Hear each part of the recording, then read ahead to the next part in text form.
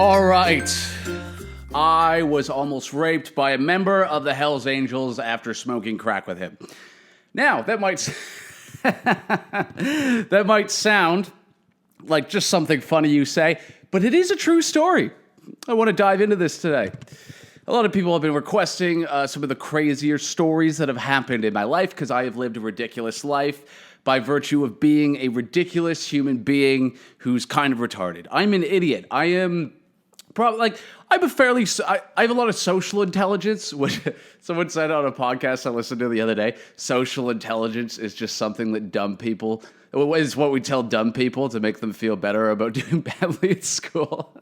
That's not true, though. Social intelligence is one of the most valuable things you can have as a person. But let's dive into something that happened to me when I was 16, 17. And it's going to tie into what I want to talk about on this podcast. Now, I was a very awkward-looking kid in my early teens. However, at around 15, I kind of blossomed and became a good-looking young adult. And the world changed for me because the world is very different when you're good-looking. And if you're always good-looking, you don't know this. So if you are someone that went from a cute child to hitting puberty and boom, instantly you're a beautiful young adult, you're completely unaware to the fact that the world is a lot easier when you're good looking. A lot easier. People give you stuff. People want to help you. People are genuinely interested in what you have to say. I mean, not really genuinely interested, but people act like they're interested in what you have to say. You're given a lot more leeway to be a piece of shit. People are less likely to call you out on stuff. The world is just different. So if you're good looking and you always have been, you don't know this. You just think the world is awesome and this is how everything is.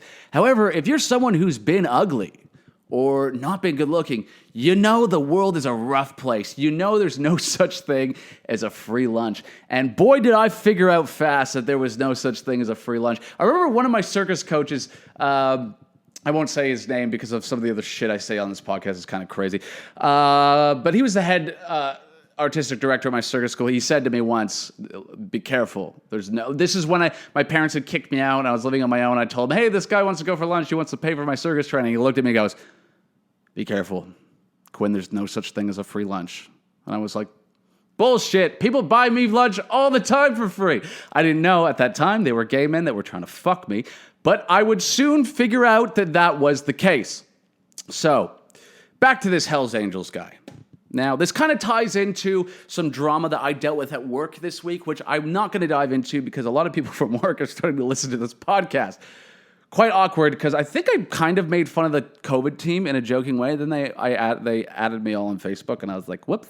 I actually like the COVID team. They're really nice. But anyways, when I was about 16, 17 years old, was riding the bus. And this man, this larger gentleman, big fat guy with a big beard, asks me, hey, what are those things sticking out of your bag? Now, I had juggling clubs in my bag at the time. And we struck up a conversation. I'm someone who loves people. I love talking with people. If I'm feeling tired, the moment I start talking to a person, I just fucking light up, and I get lots of energy. And this was one of those scenarios where I met this guy. We started talking. Everything was going great. We were on the bus together. All of a sudden, he goes, hey, do you want to just go grab a drink and shoot the shit? And I was like, yeah, dude, but I'm 17 or 16. I can't remember how old I was. I was grade 12. I think I was 16. I think I was turning 17 in a month. I was like, dude, I'm underage. I looked older for my age. I had facial. I've always looked older. He was like, oh, dude, the place I'm going, the guy won't ID you. It's all good. I was like, fuck yeah, let's go. So we get off the bus, walk into this bar. We sit down at the bar with the bartender. Dude starts buying me drinks, and we just start and get fucked up. And we're talking about life. We're talking about politics. We're talking about relationships. And I tell him about my experience in teenage rehab, all that stuff. And we start drinking and getting into it. And he's like, hey, are you hungry? I'm like, yeah, man, I'm hungry. Buys me some macaroni and cheese, expensive macaroni and cheese. It's going good. We're having fun. Then things start to get a little bit darker. He starts talking about what he does for a living. And apparently this guy is in the Hells Angels. Now, I don't actually know if he still was, because I've known a lot of very sketchy people in my life, and I've noticed the people who are in that kind of world, but seriously tend not to bring it up. It's kind of, The people who are like really out committing crimes, selling drugs, burying bodies, it's not the first thing they bring up with you, you know? Because like if they're doing that and they haven't been caught yet, it means they're not fucking morons. And it tends to the people who are like associated with that world and are excited by it that will talk about it a lot. Anyways, starts telling me about how he's in the Hells Angels, deals drugs and all this stuff, but he's kind of just like hinting at it. But I was like, oh man, this is interesting. I'm loving it at this point, and I'm good at drunk. And then he goes, hey man, you ever tried this kind of whiskey? He buys me like a $20 shot, right? And we're fucking sipping it back. It's fucking great. And then the bar, it gets to the point where the bar is gonna close. And he goes, what are you doing with the rest of your night? I was like, yeah, man, I was just going to go home. He's like, well, I'm looking to score. And I was like, oh, yeah, cool. I was like 16, didn't know what the fuck he was talking about. I was like, oh, man, yeah, let's score. He's like, yeah, okay, cool. Anyways, he calls the guy up, fucking black SUV pulls up. He goes in, buys drugs, comes out. And he's like, yeah, man, I thought he was getting coke. Now, I had done lots of coke at that time, so I was like, fuck yeah, let's do some fucking blow, bro. Let's focus. This is pre-fentanyl, too. So not the same risk that it is today. Anyways, we start walking down the street. We pull up to this apartment building, this kind of like dodgier looking East Van apartment building. And we're kind of just, and all of a sudden he like takes out, it wasn't a key, it was something else. He jams it in there and he's able to like open up the front door. And we go into the lobby. We're just sitting in the lobby. There's no concierge, no nothing like that. And then he pulls out this little pipe, puts it in his mouth, unwraps the little thing, puts something in, starts smoking it. And I go, what's that? He's like, oh, it's a smokable version of cocaine. I was like, oh, that sounds interesting. Can I try it? Not putting together what it was. The moment I light it and start sucking on it, I go, smokable version of cocaine. Wait, is this crack? I was smoking crack with this fucking fatty Hells Angels guy. And woo, it's like cocaine times 1,000. This is the only time I've ever done this, by the way. And I'm rolling. I'm like, all right, what are we doing now? He's like, oh, we're going to like go up to my apartment here. You know, I got more drugs up there. He goes, by the way, like, let me know if you see any cops, like you're on the lookout. He's like, don't worry, I got a gun on me. Pulls up his shirt. Dude's got a fucking Glock on him. Still in my head, no alarm bells are ringing. This is how retarded I am. I'm like, oh, fuck yeah, you got a gun. Go. He walks up to this door in this apartment building, takes out a credit card, and starts jamming it in the space between the door and the door frame, like trying to break it open. And I'm like, wait a minute, I thought he owned this apartment. I thought he rented this apartment. Like, why can't he get in? And he's just trying. And at this point, I should mention, the dude that I met on the bus and then I was talking to him at the bar, he's become a different person. He's fucking paranoid. He's looking all over the place. His pupils are massive. I mean, he just smoked crack. But the whole demeanor changed. It was like, yeah, no, we're going to get into this apartment building. Da, da, da, da. And then, like, he just fucking can't get it open. He's trying so hard. And this is kind of when alarm bells started ringing a little bit. I'm like, this is a little bit weird. What is going on here? But I was so fucked up at the time.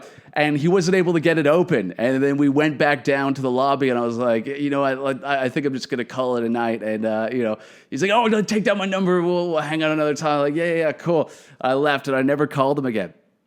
Now, what the fuck was that guy trying to do? Let's talk about it. Fuck.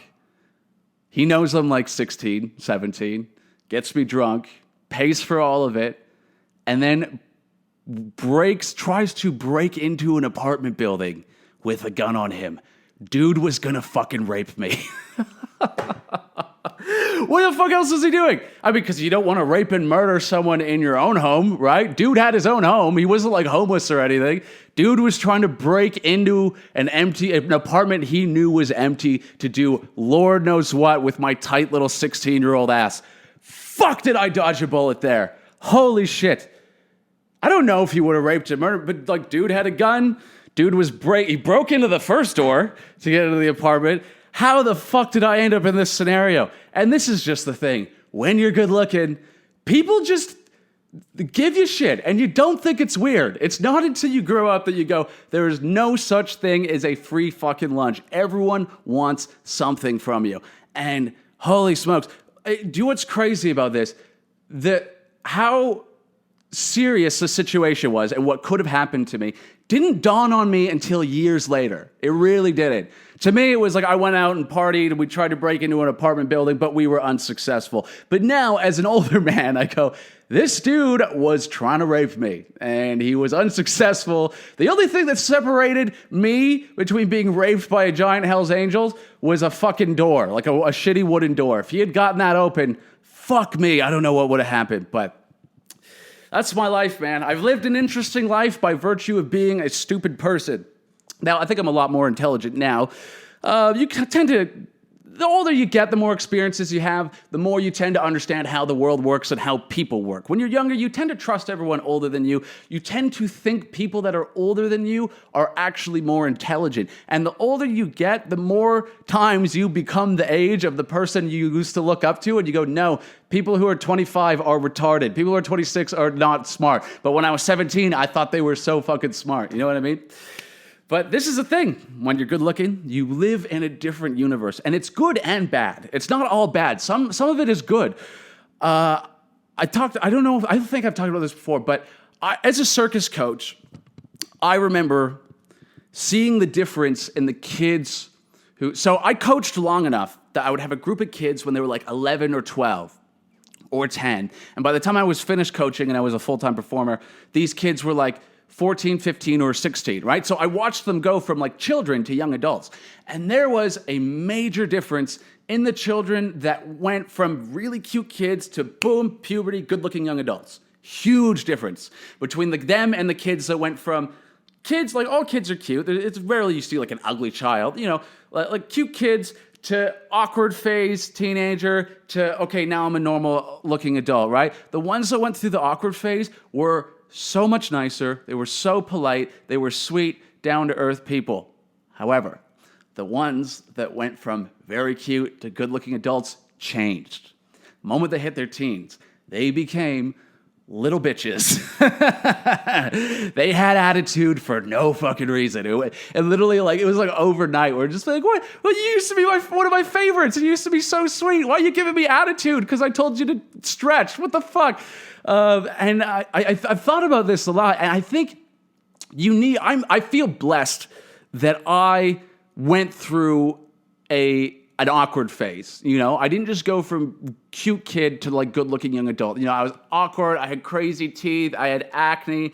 My face was all disproportionate. I remember a time where I was awkward looking, ugly, and insecure, and had to learn how to build a personality, you know, for people to like me. But when you're good looking your whole life, you never really have to do that, you know? I think Dave Chappelle had this great bit of like, when you're good looking, everyone will tell you're good looking. If you're ugly, you got to figure out that shit for yourself. And it's true. And there's this whole kind of unspoken truth that everyone knows that hot girls are a little bit more work. And I've always said, you want to get the hot girl that wasn't hot in high school because they're still nice people. The ones that went from really cute to good-looking young adults tend to be the more entitled, shitty people because no one calls them out on their shit. When you're good-looking, everyone just wants to be your friend. Everyone wants to fuck you. You just get told way less when you're being a bad person because people will put up with it when you're good looking. They'll put up with it and they'll still buy you stuff. So you live in a different universe. Even just like at work this week, there was this new girl who started, super good looking. And I noticed on my first day of work, not that many people talked to me. I mean, the people in my department did, but I had to really engage with the other departments that were above me for them to speak to me. Whereas this girl on her first day, every dude in every department wants to come up to her and chat with her for an hour. She's like, everyone's so friendly. This is so great. Oh my God. And I told her I wanted to talk about this on the podcast today. She said it was cool. But just seeing that difference of because I am still a good-looking dude, but it's different being a good-looking dude, being a good-looking woman. It's totally different, especially when you're young. And seeing her have this experience where she just comes in and everyone's super nice to her, wants to talk to her, interested in what she had to say. She's like, wow, everything is so amazing. Now, I did talk to her. She's like, yeah, everyone is really nice with me, but, the older women tend not to be as nicer to me. It's like, yeah, because the people who are being nice to you want to fuck you. They want to fuck you. I'm sorry. They want to fuck you. That's the difference. And the older women see you as a threat because at the end of the day, men, their value derives from how good of a provider they can be. Women, on the other hand, in some aspects, their value lies in childbearing and their looks, right? When they're younger. So that tends to fade as they get older and, around their 30s when it's time for them, when the window starts closing for them to have kids, they start to kind of notice the shift in how they're treated, right? There's no one that's more dangerous after a stand-up comedy show than a woman in her 50s who's lost her looks but was hot all through her 20s and 30s, She's going to come grabbing for your dick because she's been able to do that her whole life and had guys enjoy it. But now she's got wine in her teeth. She's fat. She's fucking, you're so sexy. Come over here. Fuck, it's terrifying. It's absolutely terrifying. And I will say, I get annoyed when people are like, yeah, women think that only they get sexually harassed. I've been sexually harassed by women. It's like, yeah, but you're a dude and you're stronger than that woman. You're not in any physical danger. When an old gross dude hits on a young woman, she's like not necessarily in physical danger, but if it escalates to a point where it becomes physical danger, she's fucked. Whereas with a man, you don't really have that issue. So that's why it's different, MRAs. I don't want to accidentally build like a fucking right-wing MRA audience. Although I do like right-wingers, I will say that. I like people that go against the grain. But yeah, man, being good looking, it's a total different universe. And when you're younger and good looking, you don't understand that most people are just trying to fuck you, literally and figuratively. And it takes a while to figure out. Like, I had lots of, and I remember the shift. I said this already. I remember the shift from 14 to 15. There was a time where I was very awkward, had braces for like 4 or 5 years, was all like fucking disheveled, like just awkward teenager. One day my braces came off, my face smoothed out, I kind of grew into myself, my shoulders got broader, like I kind of finished puberty, and boom, I was good looking and I noticed everything change. I remember someone saying to me, Quinn, you got really hot all of a sudden. And I was like, oh, really? And I noticed things starting to change. Got a girlfriend who was very attractive. People were a lot nicer to me. I got more opportunities. Things changed for me. And I remember the difference. And I'll never forget that difference. And if you never go through that difference, you just don't know that the world is like this. Because even cute kids, studies have shown they get favored over kids that aren't as cute. So if your whole life is just you getting favored and you getting opportunities that you didn't necessarily work for, you're not really set up for success if that ever goes away. Because one of the biggest things with good-looking people is our biggest fear is that when we're no longer good looking, no one will love us or care about us. That's certainly one of my biggest fears. And I was talking to a girl at work about this because she was like, yeah, my boyfriend's like 6'5", and he's like a fucking model. He's gorgeous. But he still will like go through my phone and get all jealous. I'm like, holy shit, you could be 6'5" and a fucking 10 and have a good job and still be that insecure that you're going through your girlfriend's phone? Fuck, that's the biggest insecurity when you're good looking is everyone tells you you're good looking. So you go, oh my God, that must be all I have. That's all I have. They don't love me for me. If it ever went away, no one would love me. And now I've said this many times about being in shape. If you're in shape, it's likely because you're terrified that no one will love you if you aren't. That's certainly what it is for me, deep-seated insecurities. But that's the thing. I think that is one of the most tangible privileges I have seen in my life. Now, I'm a white dude, so I don't have every perspective, but what I have noticed is regardless of race, gender, or sexual orientation, if you are good looking, life is easier. Now, it's different. This is where the disconnect happens with young men when it comes to feminism, because young men, like I said, men's value derives from their ability to be a provider. Now, when you're a young man, you haven't been around long enough to accumulate enough wealth and respect to provide for a family. So what ends up happening is you're like 19, 20, 21, you're poor, you're grinding, you're working hard, and the pool of the women you can date is really tiny because like you can't really date anyone under 18. That's fucking weird and creepy. But also, women don't want to date younger guys. So your pool is kind of like people exactly your age or a year or two younger, which leads to people being like, oh my God, it's so hard to get laid. It's so hard to get a girlfriend. I don't know what's going on. All my friends, like all the girls I know who are super hot are dating guys that are like a decade older than us. And they seem to like get all these opportunities and guys just pay for stuff. And here I am living in a shitty apartment and no one wants to fuck me. And then the media comes in and goes, check your male privilege. And they're like, what male privilege? I have nothing. I'm working a shitty job, minimum wage. No girl wants to fuck me. I'm a fucking loser and I can't get ahead. What fucking privilege? What they don't understand is that the privilege is there, but it comes later. It comes from the fact that, like, as a dude, you can actually have kids like into your 40s and 50s, whereas women, the window starts to close. You know, the window of when they can settle down and have a family closes by like 40. So their peak, the moment they kind of peak, not like in their kind of 20s and 30s, and then the way society values them, it starts to decrease after their 30s. With men, it just keeps going up and up and up and up. So that's why there's this weird disconnect in the early 20s where men are just like, what the fuck are you talking about? I don't have privilege. Now, I remember having this moment as I started to get older, accumulate more wealth, more connections, more ability to provide. Also, the window of the women I could date and sleep with got bigger and bigger. Life got a lot easier. It was a lot easier to get laid. It was a lot easier to get a girlfriend. It was a lot easier to accumulate respect. I knew how to act in certain positions in order to get ahead faster.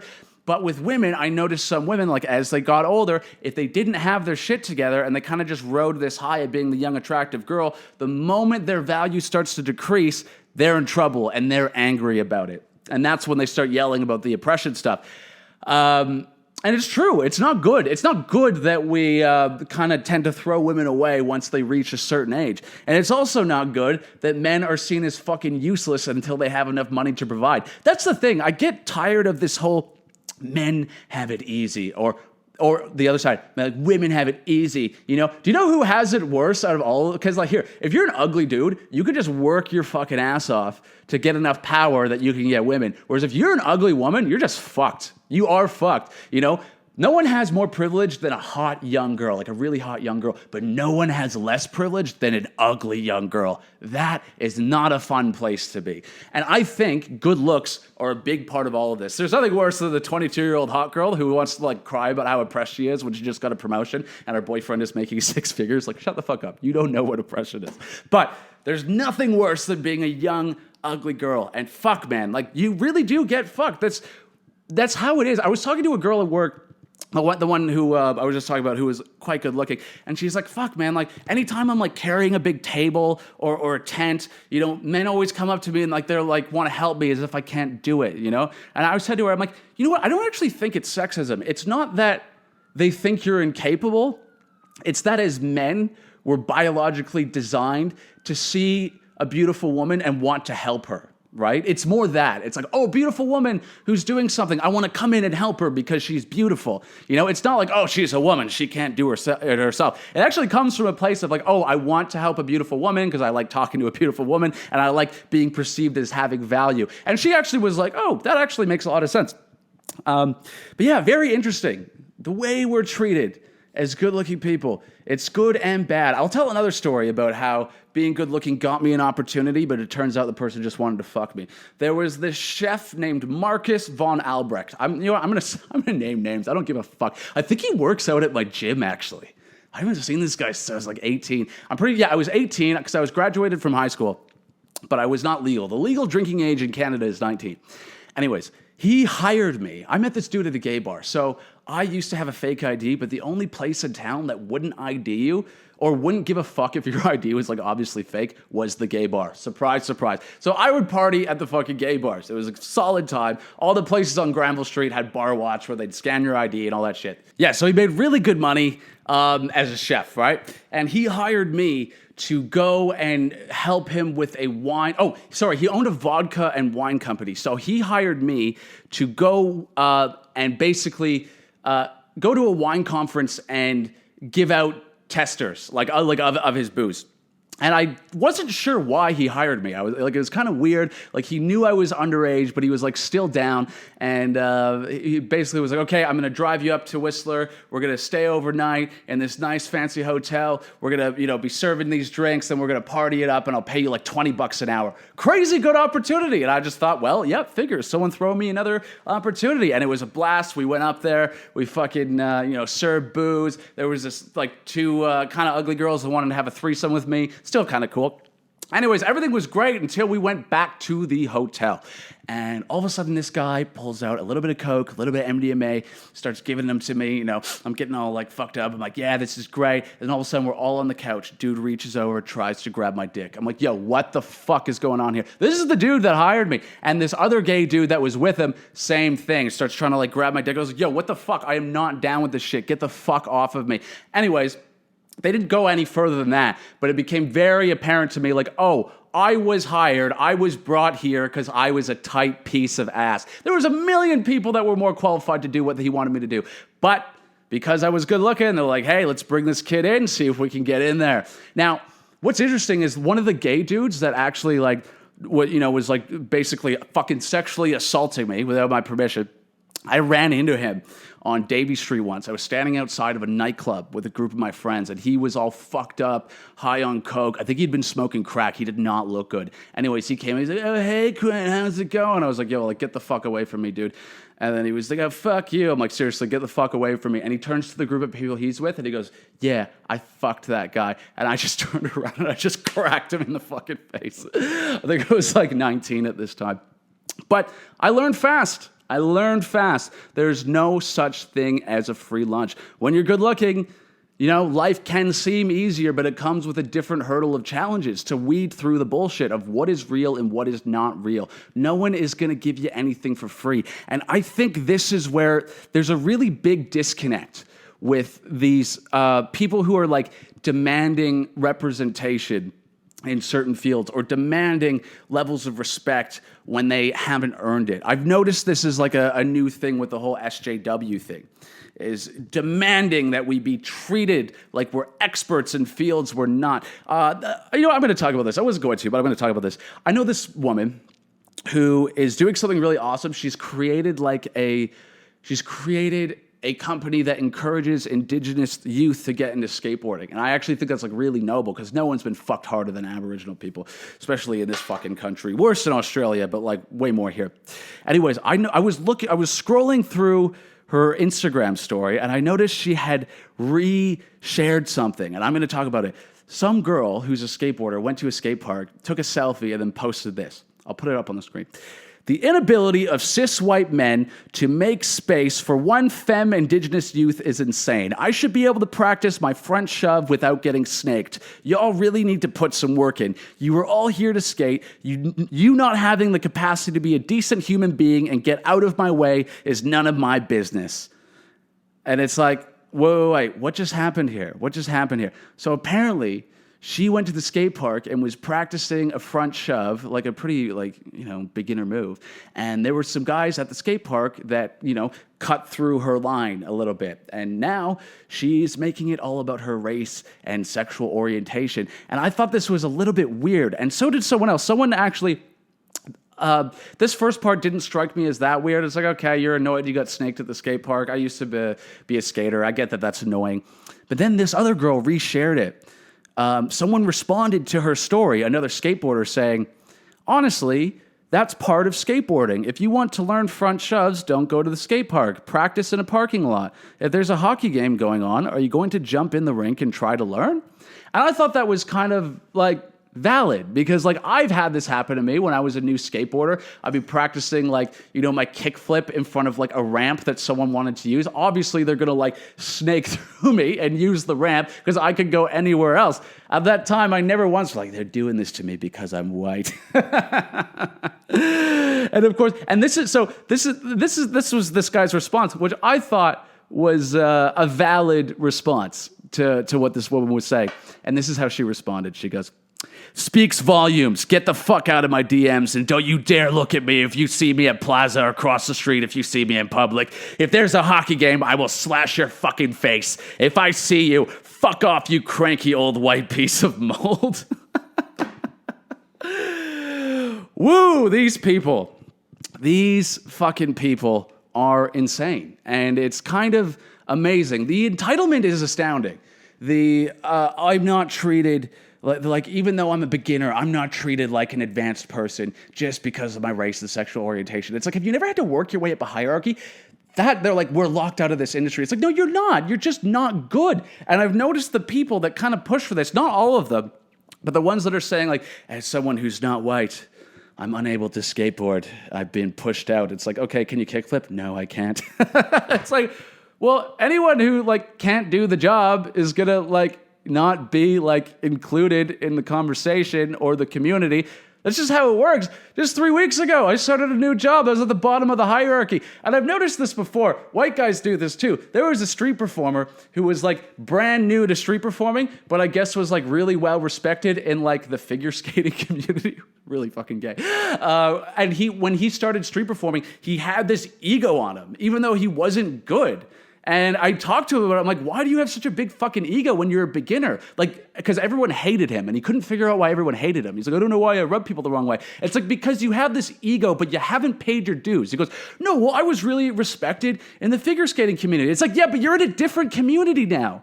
They don't translate. It goes back to the fucking background wrangler that was like, I used to be an AD. It's like, yeah, but you're not an AD right now, so I don't have to treat you like one. So that this guy be like, I should be treated like a very good street performer, but you're not a very good street performer. Oh, but I was a good figure skater. They're not the same fucking thing.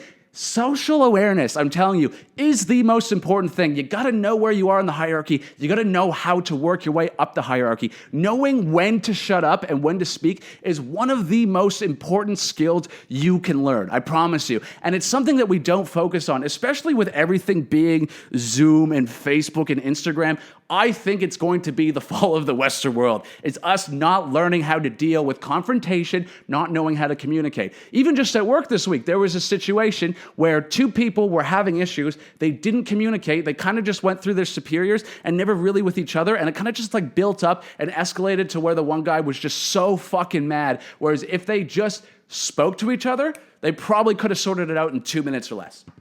And that's why I'm like, man, if you're listening to this show, learn how to deal with confrontation. I'm good at confrontation because I grew up with a mother that used to scream at me. And now I used to scream back as well. So I don't like confrontation, but I'm very comfortable there. I feel at home. When someone is yelling at me, I feel at home. I know where I am. I know how to navigate myself. But I feel like this is just a skill that we haven't learned yet.